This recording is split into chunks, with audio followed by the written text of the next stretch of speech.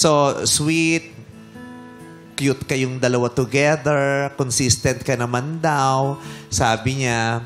Tapos, anong nangyari? Bakit nangarap 2 years yun, ha? 2 years. Nung simula po nung 1 year po, di ba, okay naman po. Tapos hindi ko alam, hindi ako aware sa relationship niya. Huwag mo ako i-quote. Kami nag-i-interview. Tapos yung sumunod po noon, nung isang taon po na pagsasama po namin, nung nag-start po yung pandemic, hindi na po siya naging okay. Dahil? Dahil po sa naging streamer po siya ng isang game.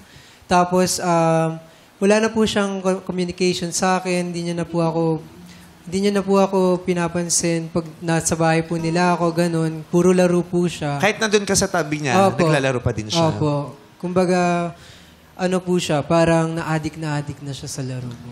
Na-addict ka ba sa game? Kasi totoo may mga na-addict sa game. Meron. Ha? Addictive. Yung simpleng diversion dati naging addiction. Anong naging estado mo ba sa paglalaro, Beng? Kumikita po ako ng pera doon as a streamer. Tsaka po may mga sinasalihan po kami na tournament. Kaya sobrang... Pero hindi mo makukonsider yung sarili mong na-addict ka sa game? Hindi po. Oh. Parang ginagawa ko lang po talaga siya para sa coping mechanism ko lang po. Since pandemic po siya, wala po akong ginagawa sa bahay, kundi yun, mag-stream. Yung mga times na magkatabi na, nandoon na siya, pero ang attention mo nasa game pa din. Meeting po kasi lagi namin sa team, as a team sa laro. So, kailangan po namin mag-focus sa kung ano po yung gagawin namin sa tournament para po manalo po kami.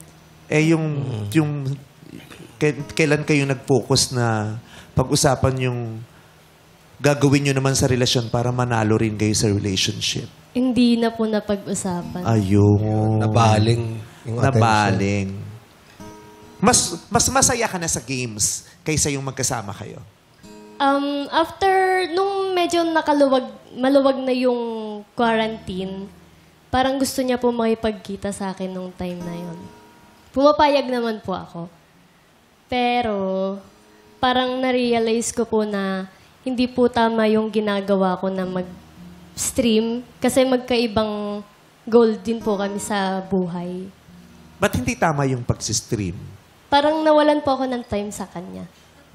Naawa po ako sa kanya nung time na yon.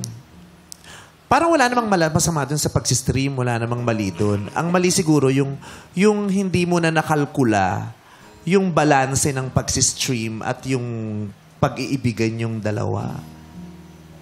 Siguro doon nagkaroon ng problema. Kasi yung streaming, wala namang mali. Ang dami naman nag-stream and at the same Trabaho time... yun. Oo, trabaho, Extra pinagkakakitaan. Tsaka pwede silang together, sila na Correct. At saka yung iba naman, kahit hindi naman sila, kaya nilang balansehin, di ba? Just like any other thing, di ba, na pinagkakaabalahan mo. Trabaho man yan, or sports, or ano.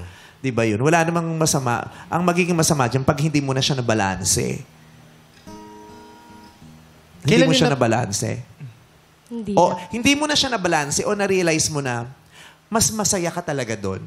Kasi di ba yung iba, katulad ng mga kakilala ko rito sa ABS, pinipilit nilang balansehin, pero kahit mas maraming oras sila sa trabaho, alam nila na mahal at mahalaga pa rin sa kanila yung partner nila. Kaya babawi sila pag uwi nila o gagawa sila ng paraan na, naku, kailangan ko nang mag-leave kasi napapabayaan ko na yung jowa ko, hindi na kami nakikita, gusto ko na siyang makita, di ba?